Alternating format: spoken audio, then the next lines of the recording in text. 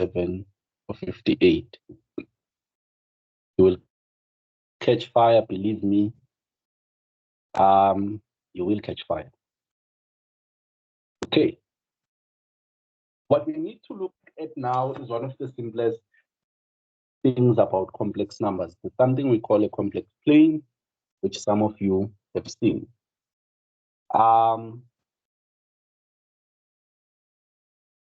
There's something I'm not sure of. Okay, please confirm if you can see my screen and you can hear me and I'm recording. All of those are important. Am I recording?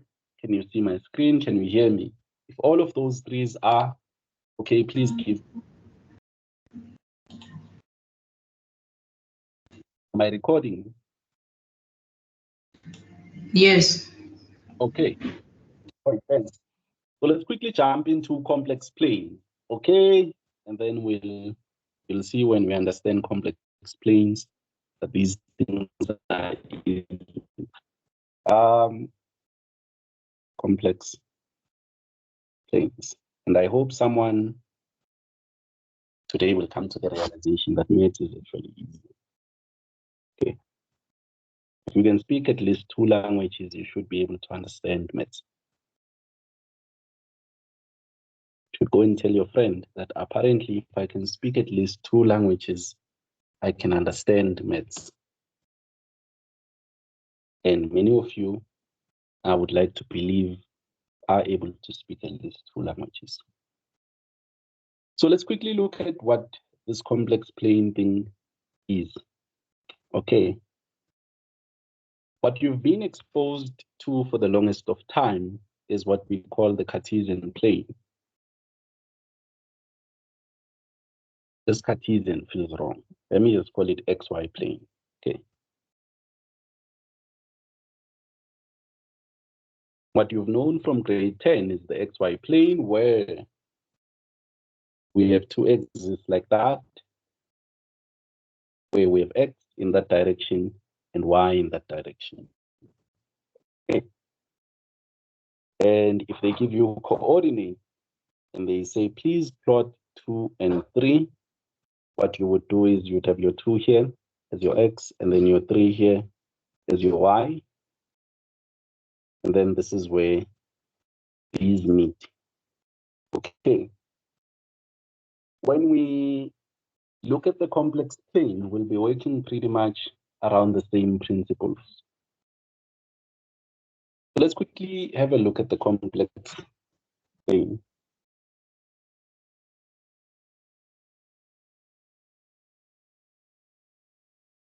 It is the complex plane, but it is certainly not a plane, and it is not complex. Okay. So let's quickly have a look. For the complex plane, what you have is 2 axes, just like what you are used to. And what you have on the vertical axis, you have the imaginary part of Z. On the horizontal axis, you have the real part of Z. Okay. Very easy. Essentially, this becomes our Y, and this is our X. Okay. This would be in the case of Z, this is X plus IY. So nothing really has changed. Okay. So let's consider a simple example. Let's consider Z is equal to 1 plus 2i. So what we can see here is that the real part of Z is 1, and the imaginary part of Z is 2. So we'll go on the real axis and look for 1. The real axis, we go and we mark it. On the imaginary axis, the vertical, we go and look for 2. And say we find 2 somewhere there, we mark it. And then what we should do is to connect these 2. So let's take another shade of green. So what we should do is to connect these two, and then we will make a point there. And then what you always do after finding the point, you always connect it to the origin. Then you put in arrow like that. Okay. Hope that makes sense.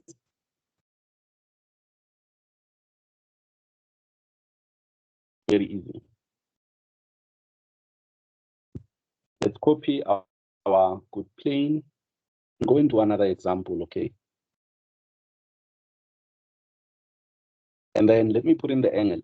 The angle, now for now, you'll have to do. So the angle is always measured from the positive real axis. So the angle would be like that. So the angle is measured from the positive real axis. You will see later why I had to say this positive real axis. Doesn't make sense, hang in there. You will see later why was it significant that we state this. Let's copy this to the next page and go and plot another complex number. We are plotting complex numbers, okay? So let's plot another one. Let's say the Z changes and it becomes, let's say it becomes 3 minus 2i. Okay, raise all of these things here. Complex plane should be clean. So we now have our complex number as that, and remember we are dealing with plotting here. We are plotting a complex number. So they would give you a Z and say plot it, and you need to be able to do such. So what we need to look at is that the real part of Z is 3, no confusion. And then the imaginary part of Z is minus 2. So let's go ahead and start with the real part. So 3 should be somewhere here. Okay. And then the imaginary part is negative 2. And we know it is the vertical axis which deal with the imaginary part. So maybe negative 2 is somewhere here. Right. And then we'll just connect the 2.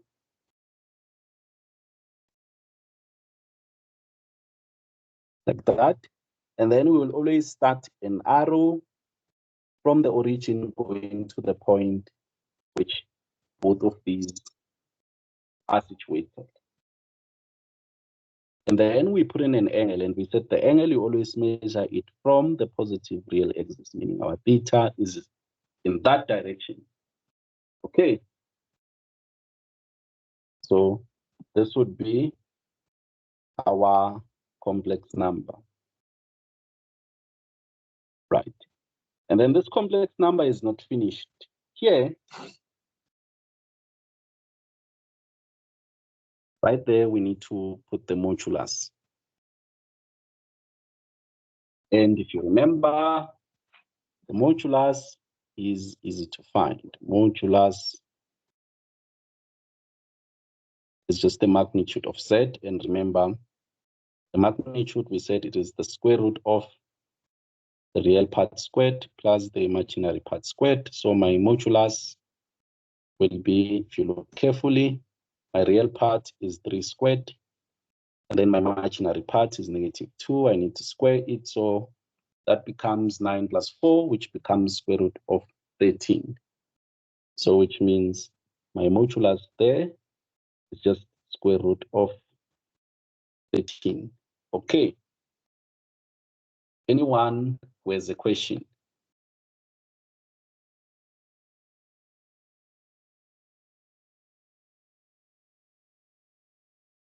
It is very important that you are able to plot the complex numbers in the modulus or in the complex plane. Right. Let me copy that again, and I will need someone to help us with this one.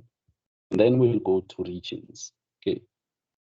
So I need someone to help me to plot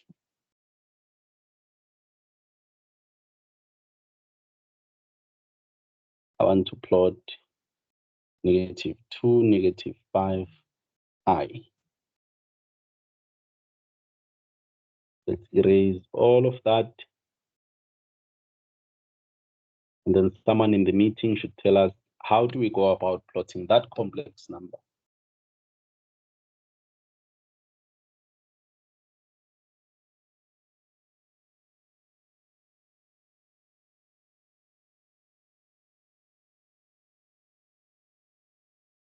What do we do?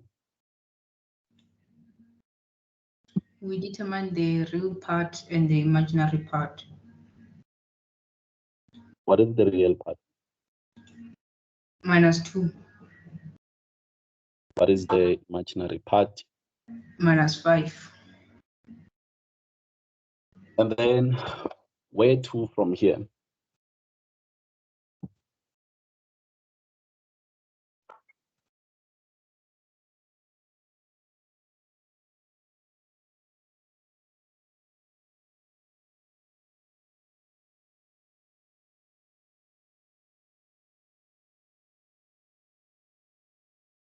The real part is -2, so we can put in -2 somewhere there. And then the imaginary part is somewhere at -5. We can put -5 somewhere there. And then try to connect these. And they meet somewhere there. And then I'll draw a line from the origin going there. Then remember, the angle should be from the positive real axis. So that's our theta. Then all that we're missing now is the modulus.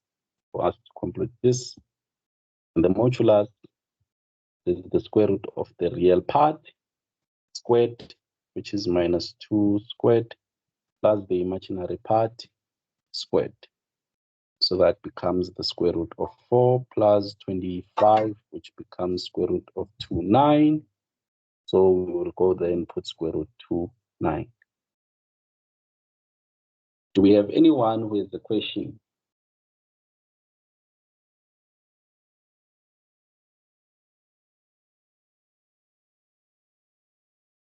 Okay. Hello, sir. Please go ahead. Sir, I wanted to ask, why are we not going anti-clockwise? Instead, we are going clockwise. Okay, so there's something which we call the principal argument. So when we deal with complex numbers, we try to keep the argument. So the argument is essentially the angle in human language. So we try to keep the angle, as you will see later, between pi and -pi. So essentially just between 180 and -180. So if we go from the positive real axis in this direction, do we see that we will not be within that given restriction? We'll be over 180 degrees. Do you see that? Yes, sir. But if we go the other way around, the angle will be negative, but it will be less than 180. Do you understand that Oh, I get it, sir. point? You will see as we proceed. But thanks for the question. It is a good question. Thank you, sir. Anyone else who has a question?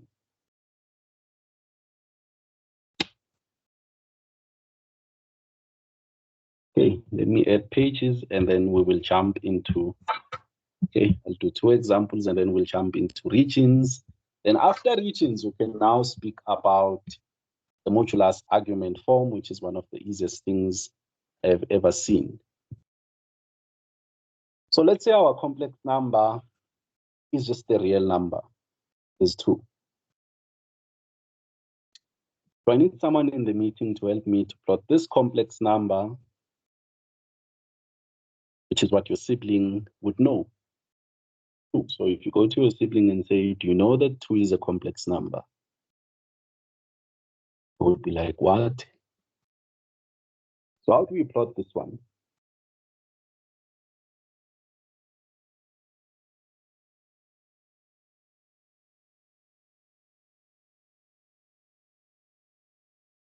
And the plotting is very important. You will see as you conclude chapter 1, towards the end of chapter 1, and this will be part of your test 1. So test 1 will be on chapter 1 essentially. You will need to be able to plot these when you are finding your roots. We will get there maybe next week or so. Anyway, let's plot Z is 2. Where do we go? It's on the real axis, on the x-axis, because we're assuming the imaginary number is 0 because there's no imaginary number there. On point. We point, so plus I 0. So since we do not see it, it is 0 anyway. So which means the only thing we need to stress about is the imaginary, is the real part, which is 2. And then that means our usual arrow will go like that from the origin to there. And then as you can see, the angle will be 0. Okay. And then the modulus will also be 2. You find the modulus. Sorry, let's fix the pen. Be 14. If you quickly try to find the modulus, you'd have the square root of, we have 2 as the real part squared and 0 as the imaginary part, and your answer will be 2. So our modulus is 2 there. Okay, very easy. Let's take the last one.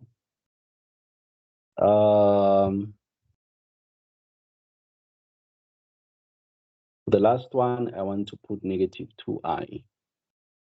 Someone in the meeting should be, or Ken, should assist me. How do we plot this one? Minus 2i.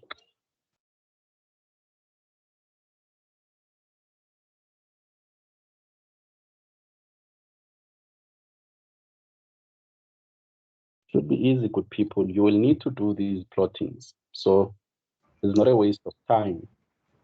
Okay. Someone please go ahead. Where is this complex number?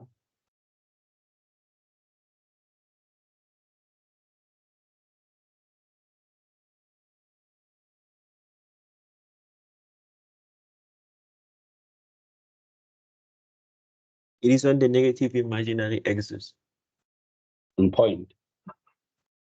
So it is just negative 2. So we'll go here and say if our negative 2 is somewhere here, and then we'll just have a line like that, the green one. Okay. And the modulus, if you calculate it, you'll find it to be 2. And the angle would be 90. This one is easy to see. So your theta here would be just pi over 2. Okay. I'm glad we all understand. So let's quickly go to regions. Regions in the complex plane. And let's quickly see what those entail. So we're looking at regions on the complex plane.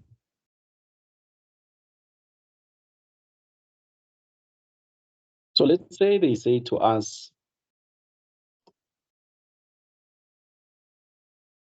as an example, 6, 7, 8, 9.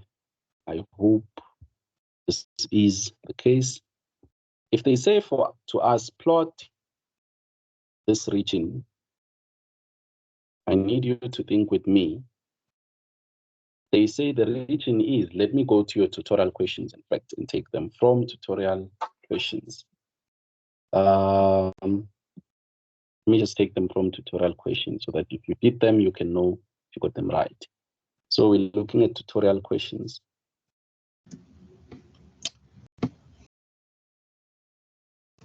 And those tutorial questions are under the section called the complex plane. Go check them out. I will take number 10. So number 10, they're saying sketch all points Z, which are that.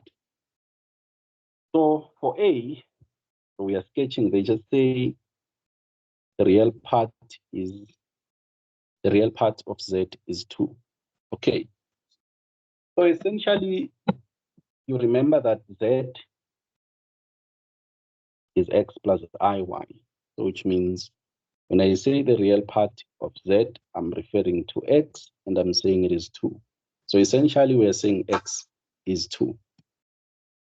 So let's go to the real imaginary plane and see how that turns out to be.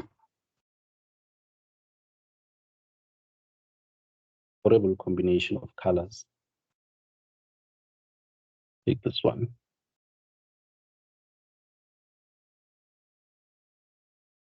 So if you look carefully, imaginary part of Z and the real part of Z. So all what we are saying here is that the real part of Z is 2. So we just go here, we put in a 2. And then we know that 2, the line which is the real part is 2, or rather X is 2, that line as a whole. So, but since it is equal, I just need to make that line to be solid. It should be a solid line like that. That would be RE is 2. RE of Z is 2. Do we have anyone in the meeting who's looking at this and they can't make sense of what we did here?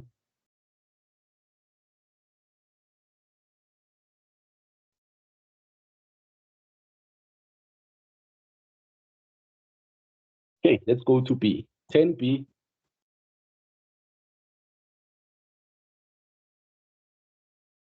On 10B, they said the imaginary part of Z is -1. So all what we will do here is draw our Cartesian, our real imaginary plane. Cartesian. So here we have the real of Z. Then here we have the imaginary of Z. And then remember that going up is a plus, going down is a minus. And we have a minus in this direction and a plus in this direction. So they're saying the imaginary part of Z is -1. So I'm going to go down there and say, okay, my -1 is here. And then since we have an equal sign, I should draw a line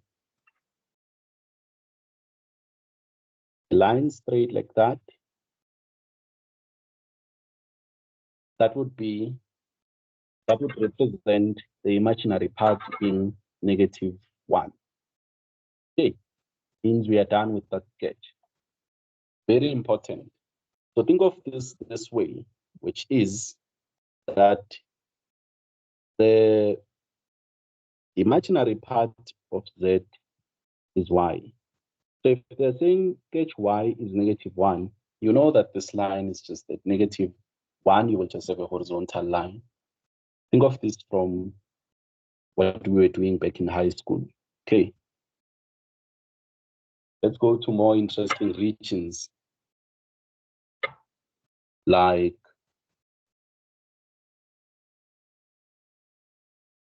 your D. Let's start with C, in fact.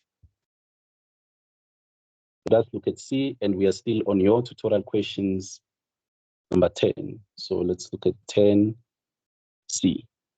So there they are saying the imaginary part of Z must be greater than 0.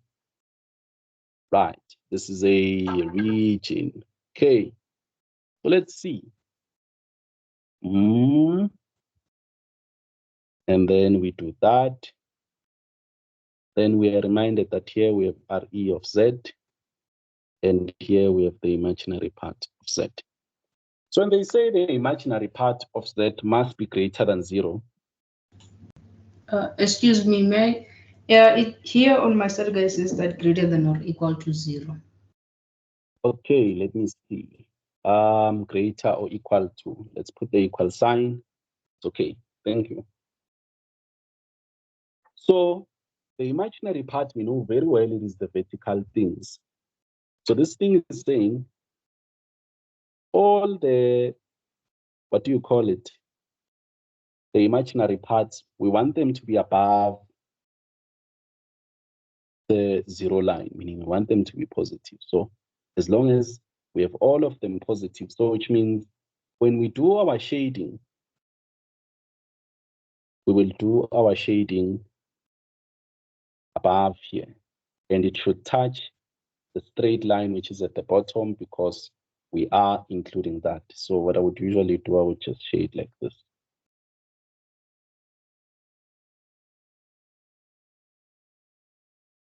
You all understand?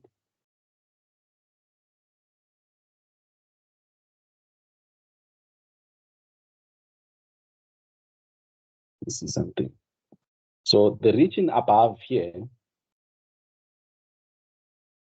is all included. Let me shade this way so that it doesn't appear like there's gaps and whatnot. So everything above here, this is our region.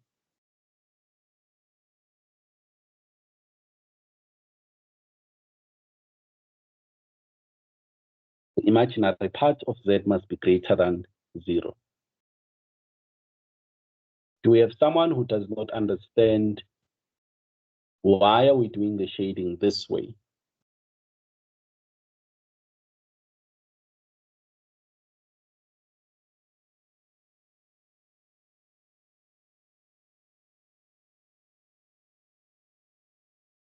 Okay. The silence. Let's go to D.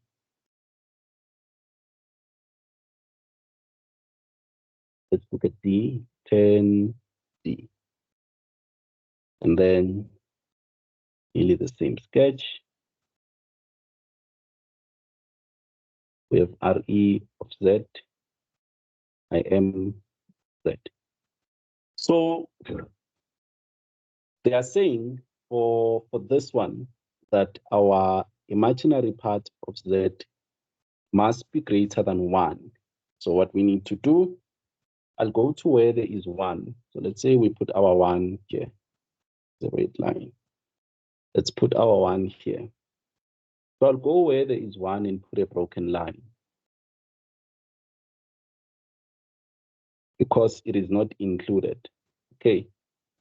Then since they're saying greater than 1, I'm going to shade everything above. I'm going to shade everything above 1.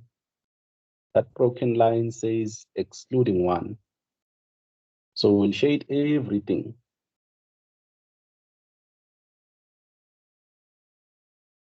And that would be our region. Whoever is marking would be happy if you give them something like this.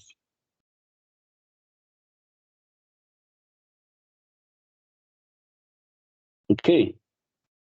And then let's quickly go again and look at our E. Right. Let's go to 10E. These are now the more interesting regions.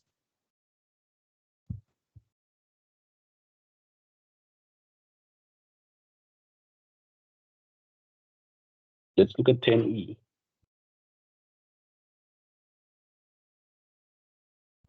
So for 10E, they're saying let the real part of Z be between E and E to the -1. So this I would like to rewrite as let the real part of Z be less than E, but be greater than 1 over E. So E, we do not need to know. E is 2.17 something, if I remember, but you don't need to know it. All what you know is that this here, this E will be greater than 1 over E, obviously. Okay, let's go and do our plotting.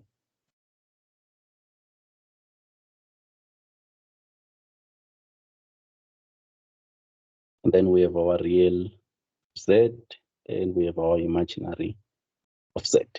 So the first thing when you do your plotting, you want to get what is on the inequality sign. So we have E. So I'll go somewhere here and say if the E is here and this is excluded, I'm going to draw a broken line because it is not included. That's why we are drawing a broken line. Okay. And then now I go to the 1 over E. I know it is positive. So let's say the 1 over E is somewhere here. So I'm going to draw a broken line again. Why is that the case? Because it is not included. So I can't draw a shaded or a straight line which is not broken. Now that I have this, it is saying the thing, shade in between the real part. So you must shade in between here. So that means I will go here, shade in between, shade like that, shade it.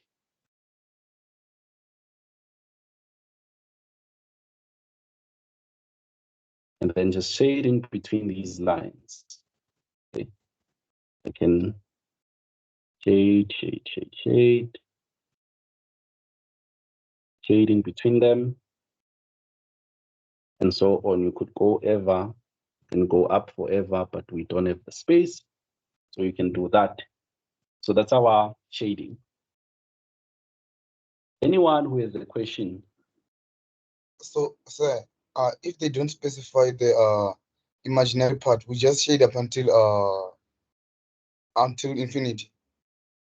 Yeah, but you don't have infinity. So here's my suggestion. Okay, what you can do is you can shade, and then to show them that you understand that you are not bounded, you can maybe leave dots above here. You can do 3 of them, which shows that you can go all up, and you can also do the same this side, which shows them that you understand that you can go all down. Does this answer your question? Yes, sir. Okay, on point. So let's quickly go and look at where is the more complex region here. These things are all easy. Okay, let's look at F. 10F.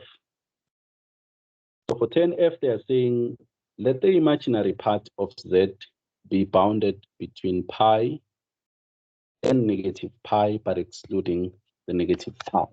Right. Let's go and draw our Cartesian plane. There we go. We have the real part of Z, and we have the imaginary part of Z. So I said we always start with the limits, okay? So we have a pi. Let's assume the pi starts there. So I can see that the pi is included. What that means is I'm just going to draw a solid line. It's the imaginary part. Okay. And then I go to the other side of things. You look at this one, is not included, meaning it is not less than or equal to. So I'm going to say if my pi is here, I'm going to draw broken lines. Let me just push it down a bit. So if my pi is here, I'm going to draw broken lines. Because really it is not included. And then we shade the region in between. Okay, there we go. We just shade the region in between them.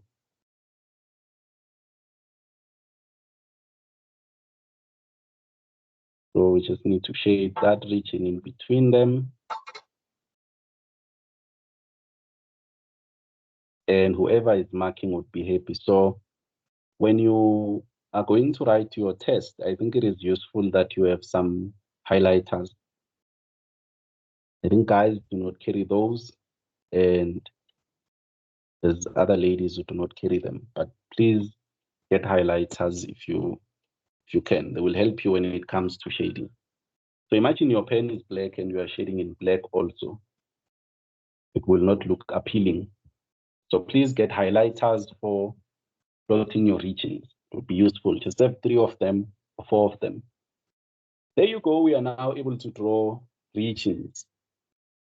And that's about what they expect. Let me combine 2 regions and show you how we would go about plotting them. Let me combine region E and F, and then I can go to the modulus argument form, which is one of my favorites. So let's think deeper.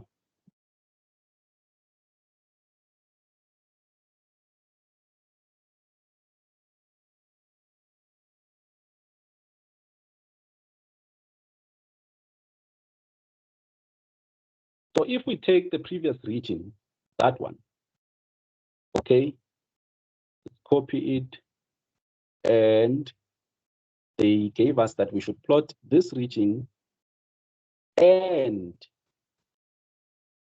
meaning they intersect, and this region on the same plane, right? You'll see what that means. So what we would do is you already have the individual regions. Let me copy that one. It's already there. Let's copy it, copy and come paste it here. Okay, there's that region. And then I'm going to take the other one, which we just made now. And I'll just do that. Copy. And then I'll paste it on top of this one. Like that. Okay, so the final region, if they gave us an end there, you would want to do this region separately, this one separately, and then the end means the final region is the intersection of the 2 regions. So the final region is the intersection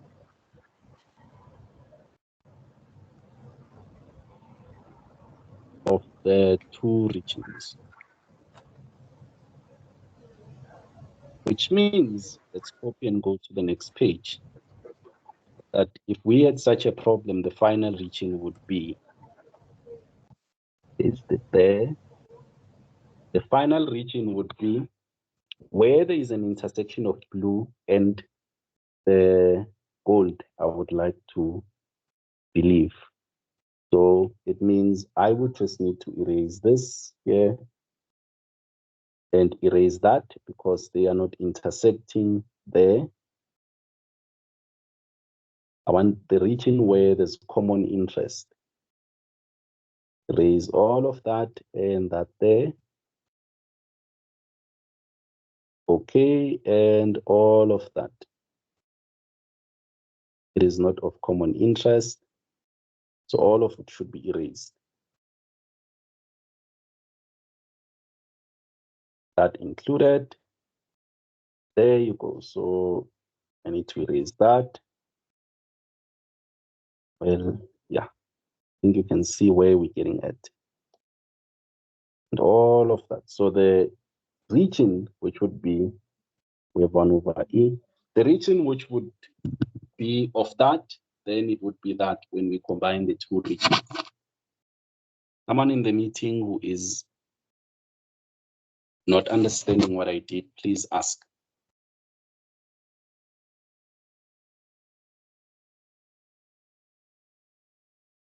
Where did I lose you? Someone who understands, please give me a shout out. If this makes sense and you are able to see how we went about concluding, please give me a shout out.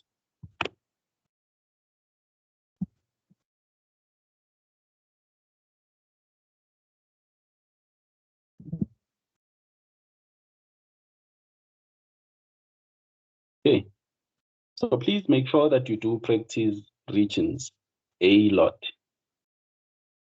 So let's quickly jump into modulus argument form. I want to leave you halfway with that and give you a confidence booster. Any question on region?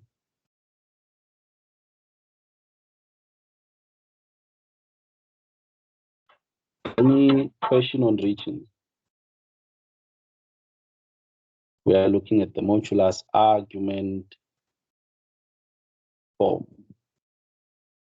Okay. So if you remember, in some of you that you have done it already, when we are speaking of the modulus,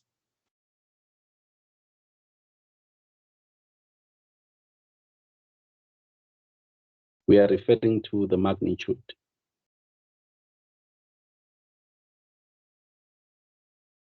of the complex number. Okay.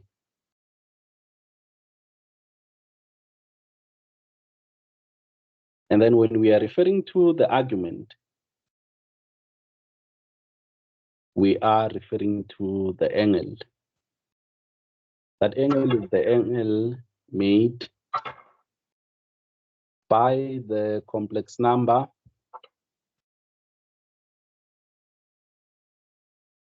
with the positive real axis. Okay, what I'm writing now does not need to make sense now. Okay. So when we're dealing with the modulus argument form, it means we need two things. We need two things, really. We need the argument and the modulus. And the argument. And let's quickly go back a bit. So you remember that when we have a complex number, z is x plus iy, remember this would be the real imaginary form.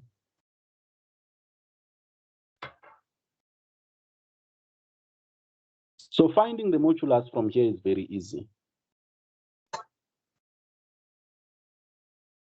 We said the modulus is simply the square root of the real part, which is x in this case, squared plus the imaginary part, which is y squared. Very easy finding the modulus.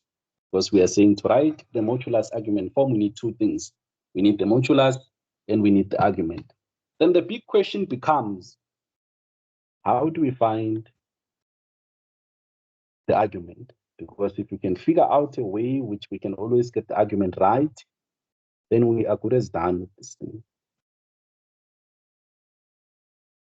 Because what you need to do, essentially, when we complete here, you need to be able to take a number which is written in real imaginary form and write it in modulus argument form. You can write it in polar form. You can write it in Euler form, however way they want it. Okay. So the argument, which is the angle, remember,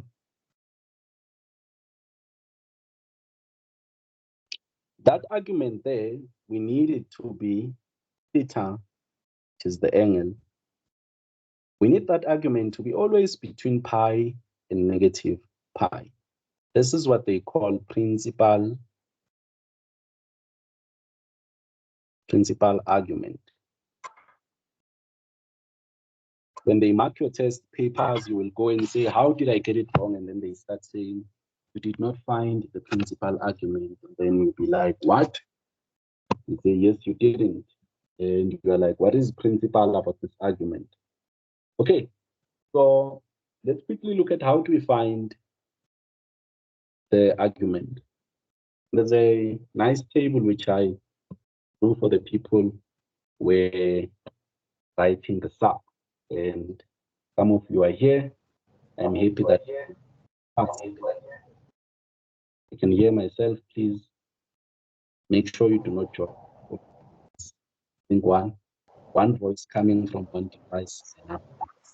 Okay, let's quickly this table. So I call this. It's not a table, but it's a screenshot which you should always have. In fact, you should screenshot what I'm going to draw when I'm done. Are you saying something?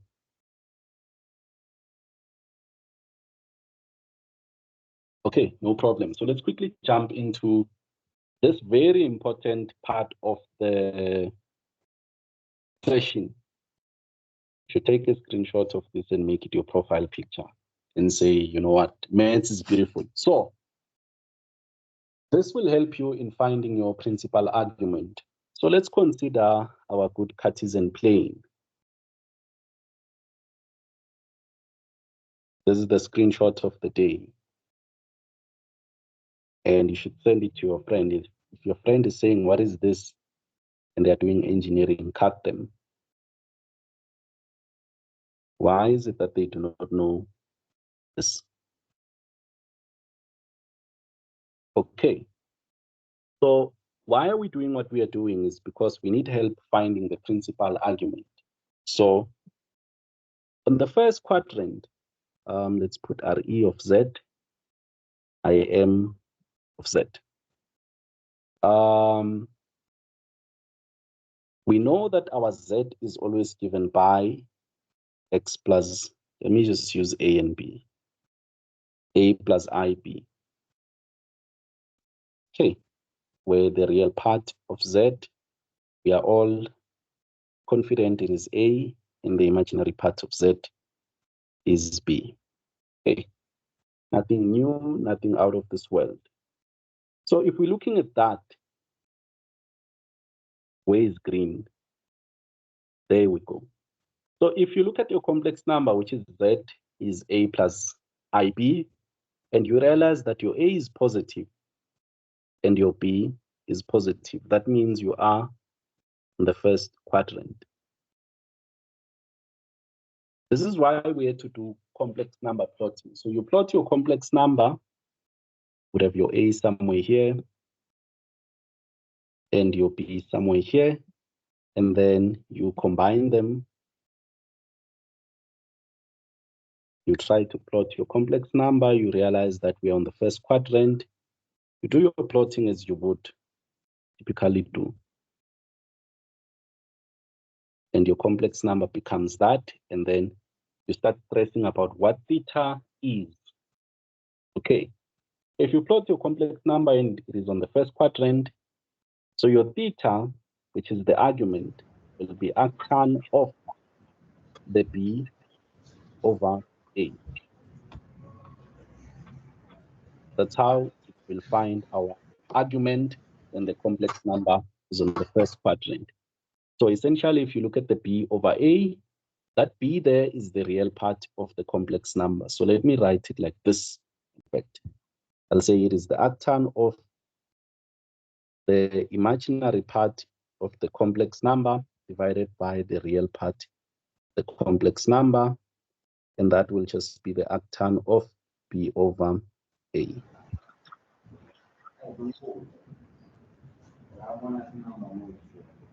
Okay, so let's plot now.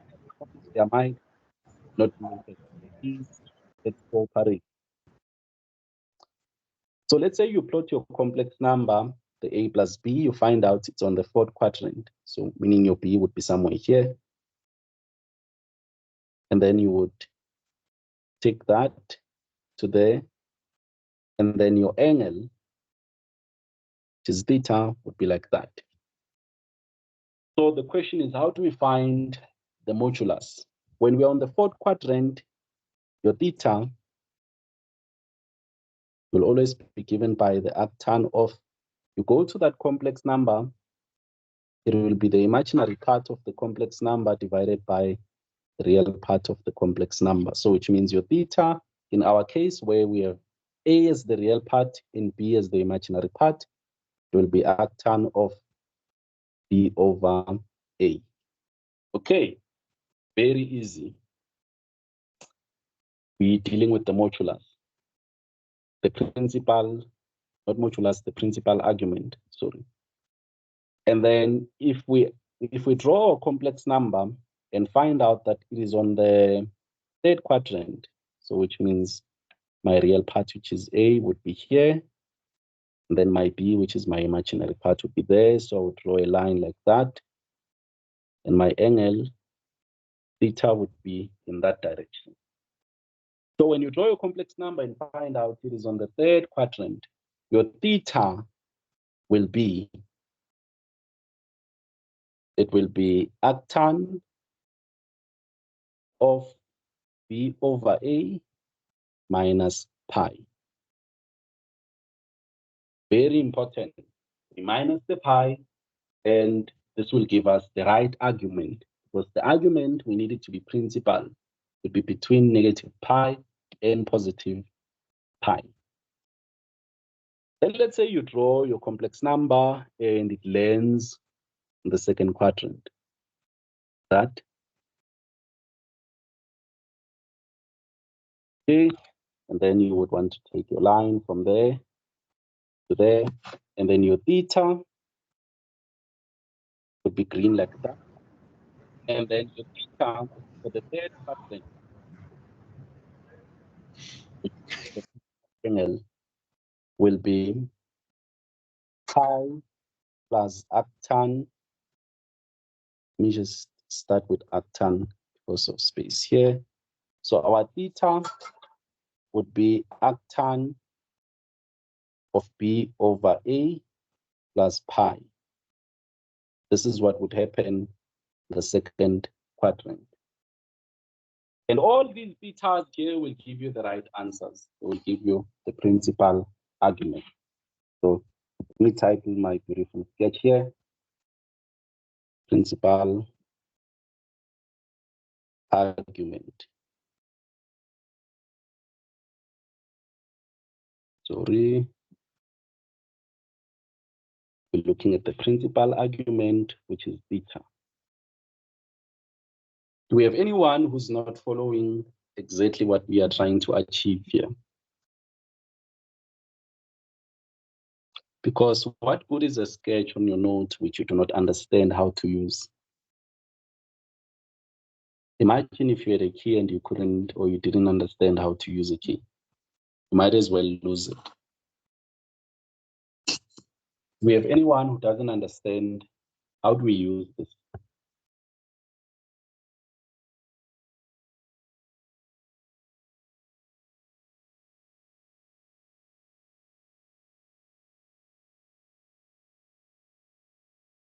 Okay. Sir, Yes. how is tan positive in the second quadrant? Because I see you said plus pi. Why is it not minus pi? Okay. So here's what's going on. Do you remember that back in high school, you would say 180 minus theta? Okay. And the theta would be the angle from the first quadrant, meaning it would be positive. Do you agree? Yes, sir. Yes. So when you take arctan of b over a, do you see that a will be negative and b will be positive? Yes, sir. So you'll be taking arctan of a negative number, and that will be the same as negative arctan of the same but positive number. Do you see that you still have 180 minus a certain angle? Now I understand, sir. Thank you. Okay, no problem. So please, I advise you, you see the B and the A on my Z, take them as they are with their signs, because once you try to get so sophisticated, you can easily confuse yourself. It is very easy to confuse yourself. So take them as they are. They work the same way they were working back in matric. It's that you need to give it some thought, and you will see that this is exactly the same thing which I was doing for the past 2 years or so. Okay, this table here, or figure, whatever you want to call it, is very important. Let us see how we use it.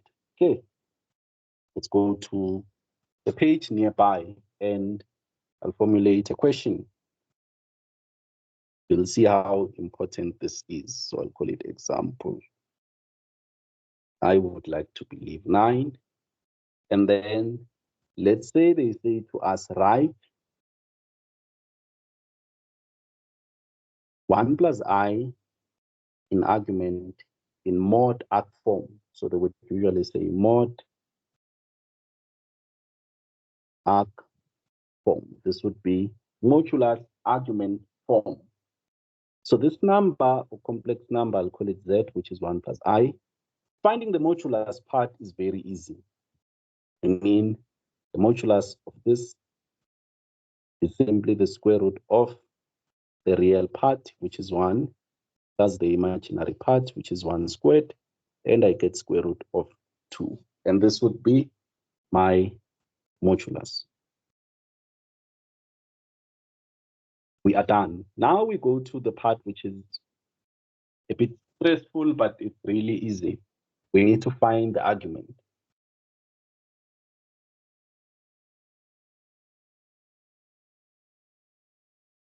So what I will do is I will quickly draw a sketch. Of course, we did learn how to draw complex numbers in the session, which we had with SETMind. And I can see that the real part is 1, and the imaginary part is also 1. I'm looking at the complex number. They are saying I should write in mod arg form. And then this would be the horizontal axis, the real part of Z. The vertical, it's the imaginary part of Z. So I can now combine them because we learned this thing long ago, how to plot a complex number, meet there, and then I should go to the origin. Theta, voila, I can see that I'm on the first quadrant. Now that I'm on the first quadrant, I need to think of that principal argument diagram of mine. When we're on the first quadrant, it says that my theta will be arctan of, if you look carefully, the imaginary part of that complex number divided by the real part of that complex number. What I will do here will give me the right answer. So it means it is arctan of, I go and look at my complex number, I will see that the imaginary part there is 1. So 1 divided by the real part is 1 also. So I have 1 divided by 1. Put in the green. So essentially, I have arctan of 1. So let's go to the next page with this. That's where my principal argument, powerful table. This is not a table. Let me say sketch. I'm going to call it powerful because it's useful. It's where it comes in. So which means my theta is simply the arctan of 1. And if you remember, it is tan of what, which gives us 1. It is tan of 45. So which means our theta is pi over 4. And there we go. This is our principal argument. We become happy students because we are able to find the principal argument using our powerful principal argument sketch.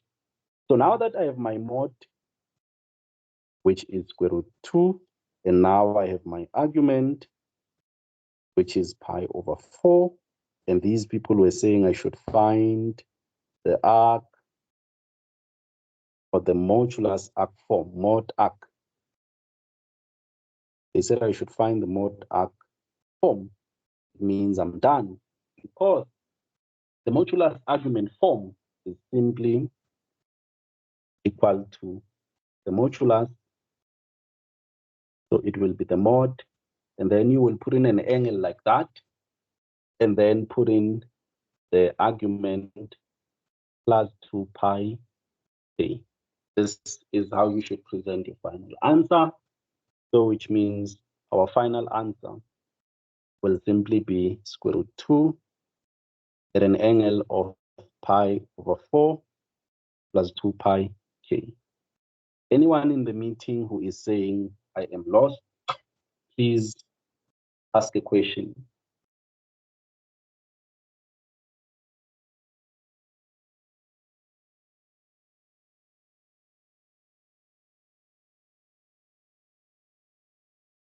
Anyone?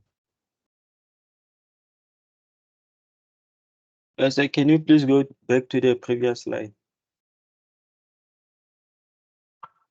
Okay, here. Yes, I lost you along there when you were explaining why in the fourth quadrant we have arctan of b over a plus theta, sir. Please repeat. I'm saying that, sir, I lost you along there when you were explaining why do we have arctan of b over a plus pi.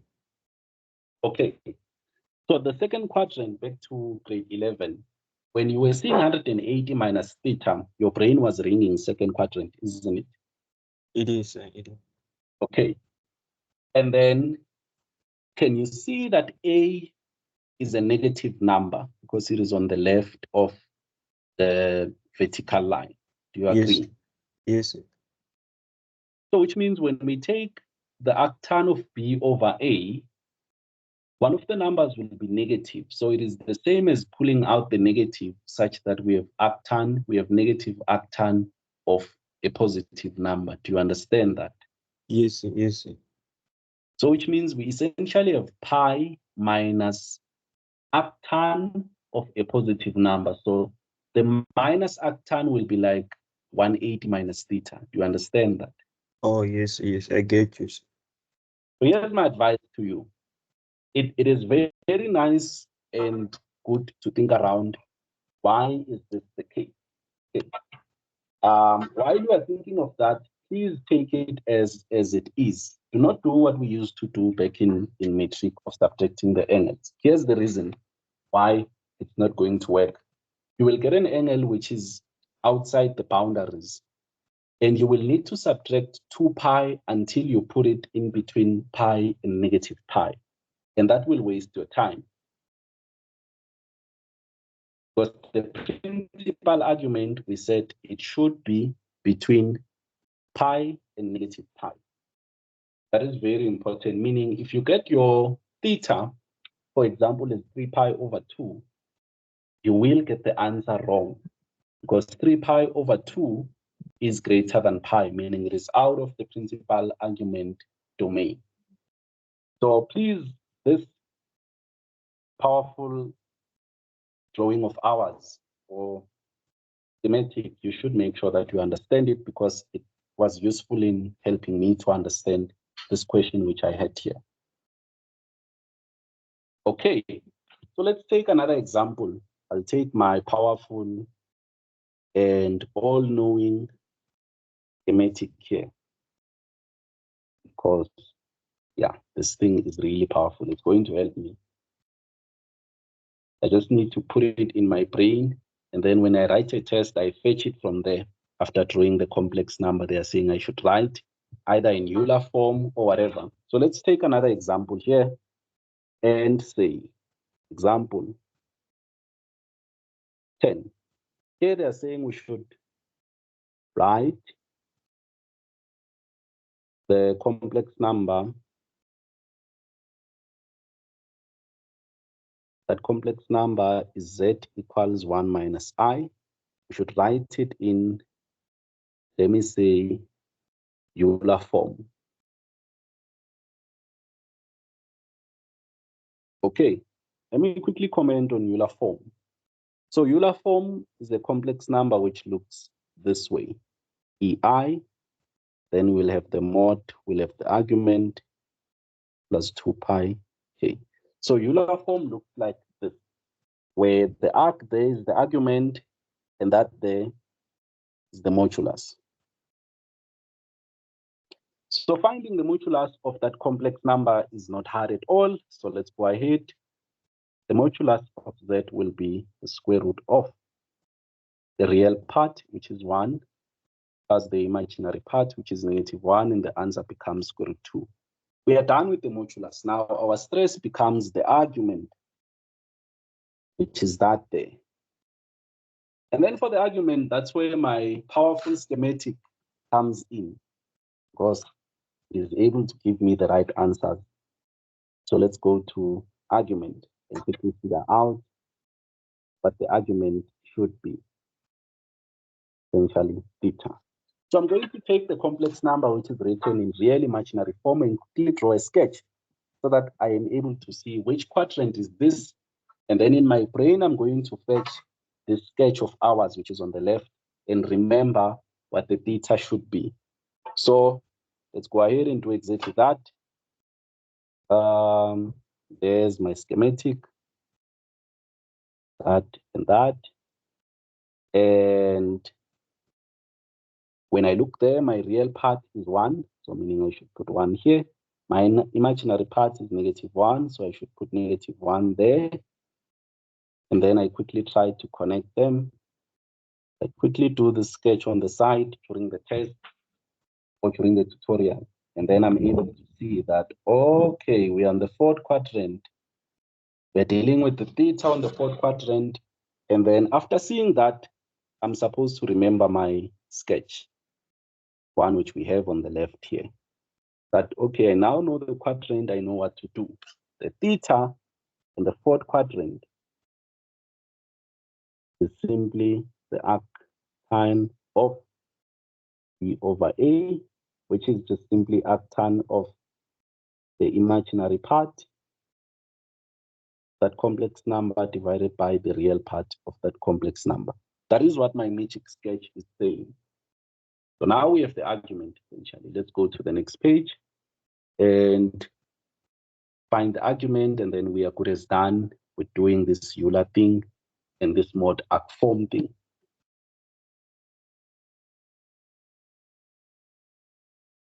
So if you look carefully, my theta, which is my argument, remember that z is 1 minus I.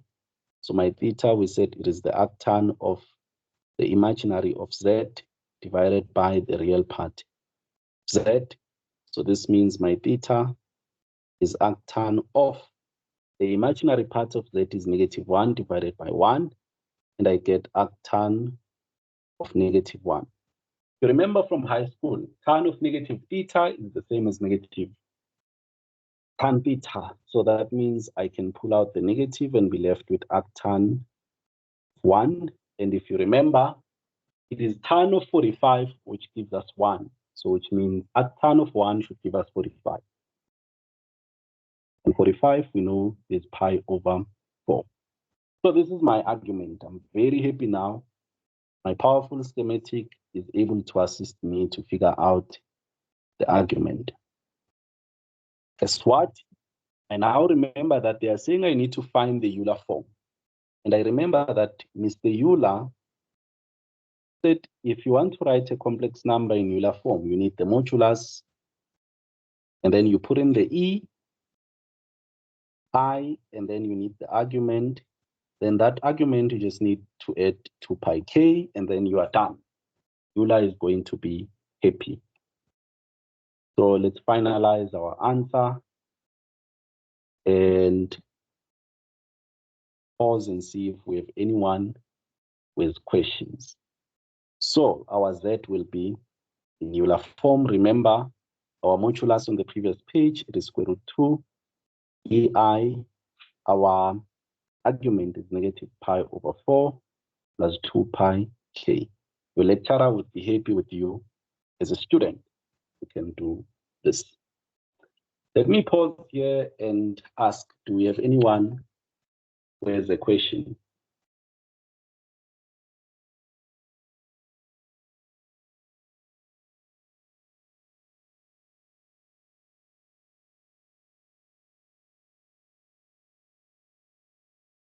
Do we have anyone who has a question?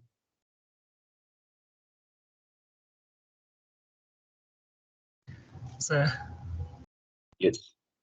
sir, can I ask why are we adding 2 pi k? Like, are we no longer adding pi or subtracting pi? So what's going on is that let's quickly look at the relationship between, Euler was a very smart man. So let's quickly look at what Euler said. So Euler is saying, if you have z is equal to x plus iy, this would be the real imaginary form. Euler is saying this we can represent using my form, which we'll call Euler form. And the Euler form will simply be the modulus of z e to the I, the argument of z, which is the angle essentially, theta plus 2 pi k. And then Euler is also saying, let's call it the Euler identity so that you'll see why that is the case. There's something they call the Euler identity. So Euler is saying e to the I theta. So meaning if you have e to the I of anything, the answer is the same as having cos of theta plus I sine of theta. So meaning Euler is saying that if you have I to the power e to the ix, he's saying this you can write as cos, and then you need to put in the x here and I sine x. So the reason why we add 2 pi k here is because if you do e to the I theta, this will be the same as e to the I2 plus 2 pi k. And the reason is because sine and cos theta plus 2 pi k plus I sine theta plus 2 pi k. The reason is because sine and cos are periodic with period 2 pi k. That's why we're able to edit there without changing anything. So sine and cosine are periodic in 2 pi k intervals. You understand that? Think of this as K360. So if you say, for example, sine of 30 plus K360, the answer is the same as sine of 30 because sine is periodic with period 360. So the K there would be just multiples. Do you understand? Oh, yes, I get it, sir. Okay, no problem. Anyone who has a question, please ask.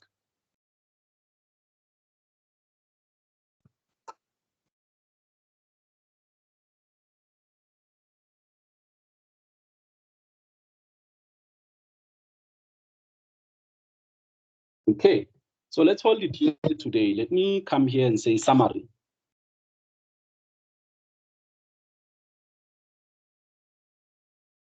And summary doesn't replace the work you should do. So in summary, we have what we call the real imaginary form.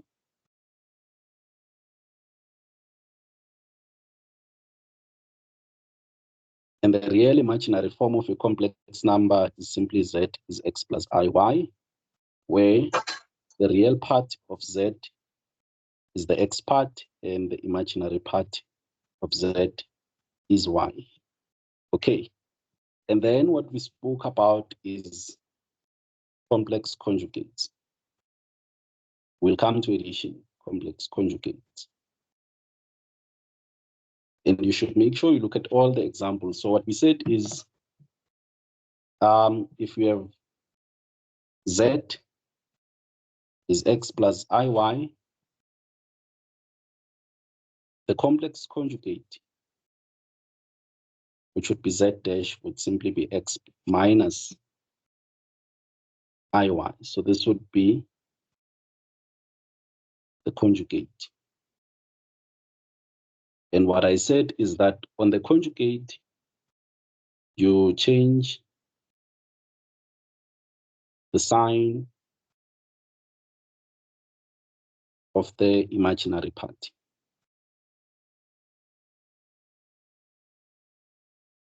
That's what we said. And then we spoke about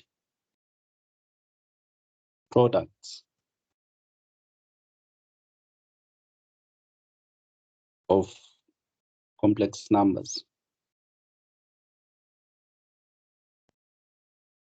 And what we said here is that if we have z1 equals x1 plus I, y1, and z2 equals x2 plus I, y2, when you do the product of z1 and z2, all what you will do is you will do foiling as we would typically do, I, y2.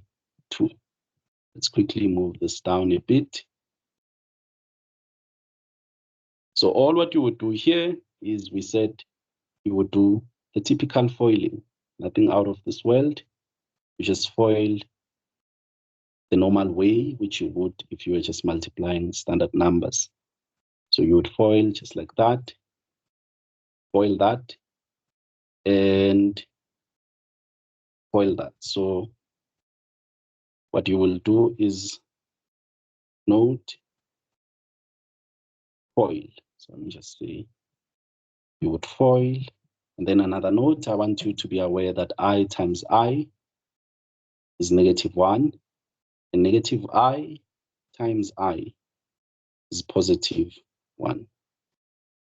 Very important. And then we dealt with, that was product of complex numbers. Let's quickly deal with the product of complex conjugates. It still serves as the summary. So let's come and say products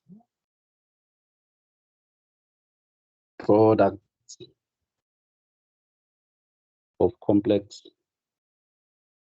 conjugates. And what we said was that if you have Z, which is X plus IY, the conjugate would simply be, would have a change on the imaginary part sign. So when we multiply Z with Z conjugate, the answer, all what it will simply be, will be X squared plus Y squared. Essentially, it is the real part squared plus the imaginary part squared. Okay, very easy, nice and precise. Let's quickly look at division of complex numbers. Let me do this. Share.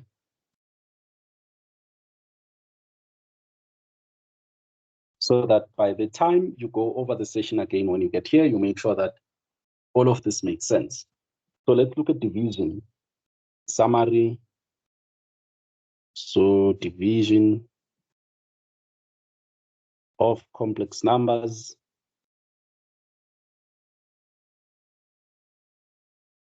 What we said is that if we find ourselves in a situation where we have x1 plus iy1 divided by x2 plus iy2, the first thing we said is this right here is a problem.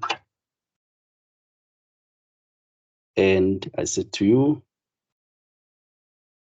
we dislike complex denominators. You should go and tell your friend when you meet them.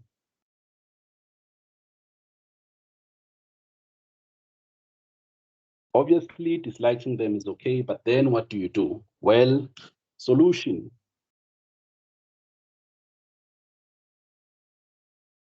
Our solution, we said, will multiply the numerator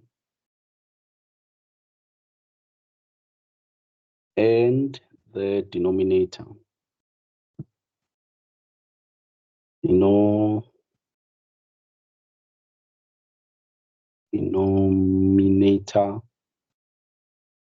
by, which is very important, we'll multiply them by the complex conjugate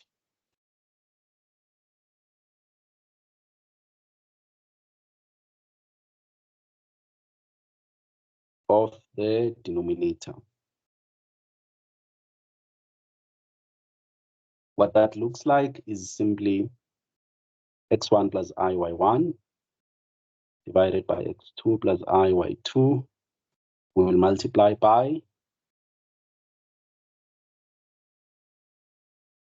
x2 minus iy2, and we'll also, what we do on the numerator, we do on the denominator by 2. And then we quickly remember that when we multiply complex conjugates, the answer becomes easy. So the numerator, you know how to do products. So I'll not do that. I1, x2 minus iy2. The denominator, we multiply in conjugate. So this one and that one are conjugates.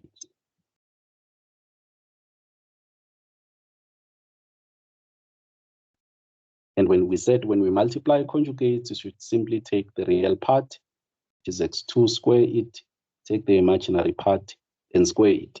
And then at the top, you can do the foiling. That's how you deal with division of complex numbers. Okay, let's quickly make a last note for addition and subtraction, and then the changing of forms. So let's quickly jump into addition and subtraction. I'll just combine these ones, addition and subtraction of complex numbers. So if we're given z to be x plus I y, and then we're given w to be a plus ib, when we do z plus w, all what we'll do is x plus iy plus a plus ib. Then the sum of these will be, the real parts will be added together. The imaginary part will also be added together. Okay, very easy. And then when we do subtraction, we do z minus w. We have x plus iy minus a plus ib. And then we'll have x plus iy, distribute the negative, it will be minus a minus ib. Combine the real parts and the imaginary parts, so we'll have x minus a plus I into y minus b. There you go. This would be the imaginary part, and this would be the real part. So that is addition and subtraction. Then the last point, which is changing of forms. Let's go to this page. Change of forms. Okay, so the first one we'll deal with is moving from real, imaginary form to, let's take the Euler form. So the real imaginary form would be given as a plus ib. And then step one, which is very easy because they are saying move from real imaginary form to Euler form. Step one is find the modulus. It's very easy because we will need it, the modulus. And then step two, you should plot the complex number.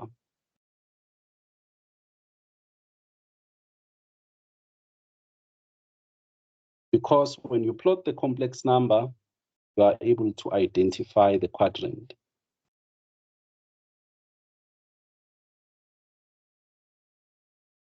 And after identifying the quadrant, we will use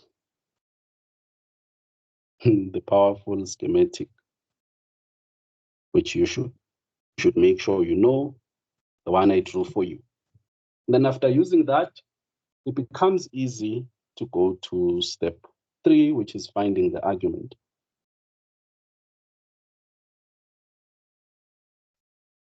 Finding the argument. And once you have the argument, guess what? You are done, because the complex number is simply the modulus of ZEI, argument Z plus 2 pi k, and this here, the modulus you would have found long ago. And that there is theta. So that's how you would be able to find the Euler form. And then for the mod arc form, still the same principle, mod arc form. The only difference is that for the mod arc form, you will have your modulus like that, and then your argument will come here, and then you will add your 2 pi k. Okay, this sums the work which we did. The powerful schematic is on the notes. So if you ensure that you understand at least this part, then the first chapter becomes easy when we take the roots and other things. Do we have anyone who has a question? please ask. Let me delete. Okay, no page to delete. It's okay. Can you please go to the very last slide? So I was still taking notes. Yeah. Thank you. Okay. You should be able to get access to this PDF. I think it will be useful if you do. It should be shared, or it will be shared in the group. Okay. How do I undo that? Undo that and say here summary. Okay. Anyone else who has a question, please go ahead and ask.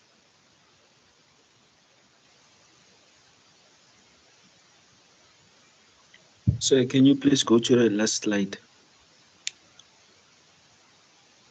Okay. Yeah. So my question is regarding the modulus argument form.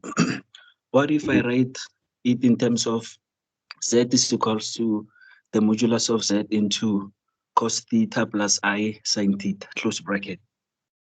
Okay, so that is actually, there's a fight between modulus argument and polar form. So when you look at your notes, so this would be, let me add a page here. So when they say write in polar form, so now what I picked up with your study guide, there's something we call polar form complex number. So that would be when z is the modulus of z, open bracket, cos of the argument of z plus I sine of the argument of z. Missing one last bracket. So this is what they would call polar form. But for odd reasons, your book also puts this under mod arc form.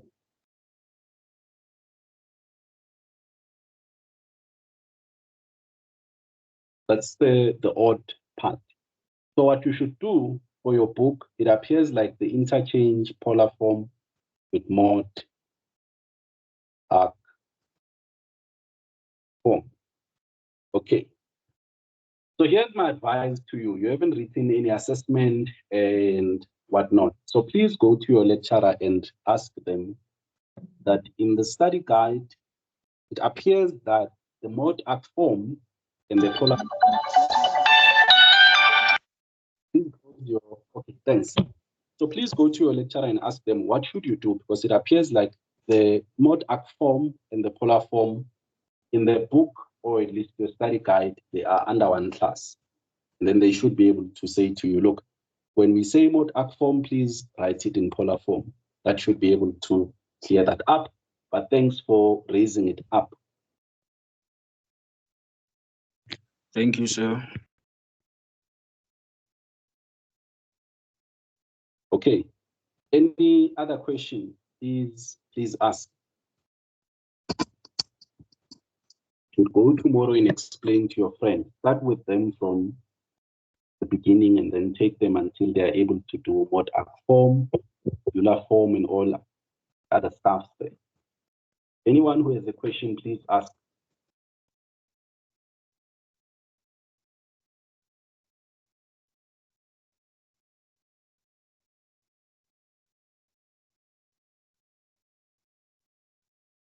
Okay, if you are happy and you were able to understand, you can give me a thumbs up.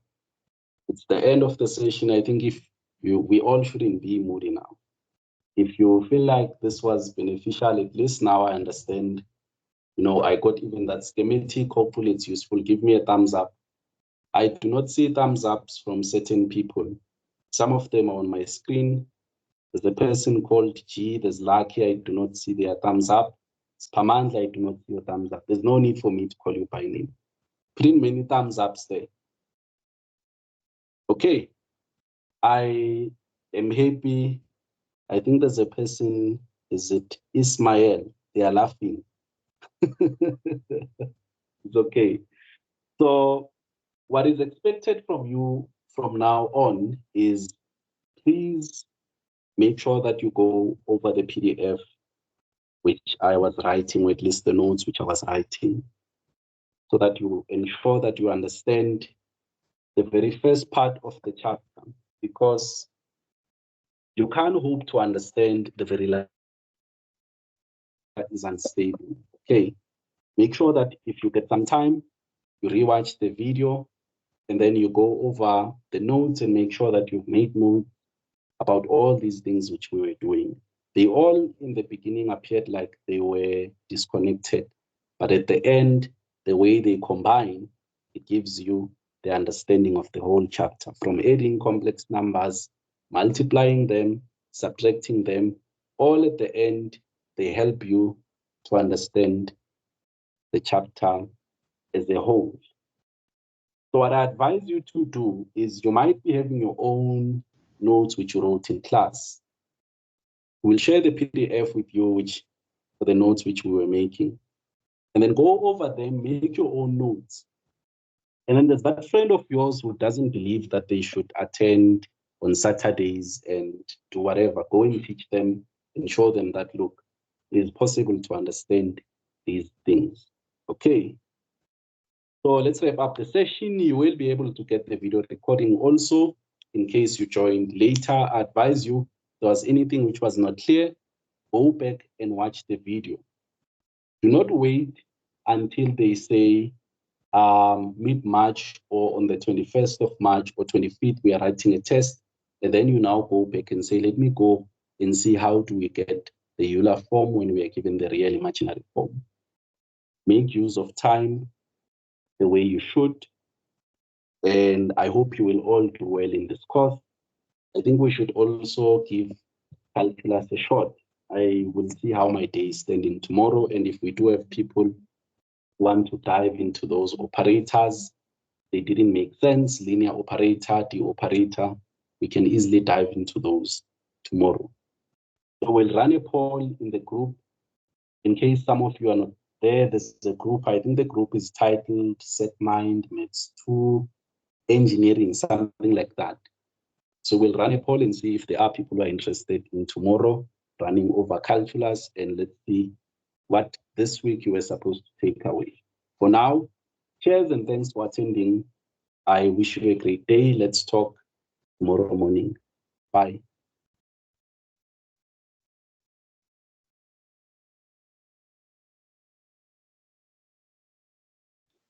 Danko.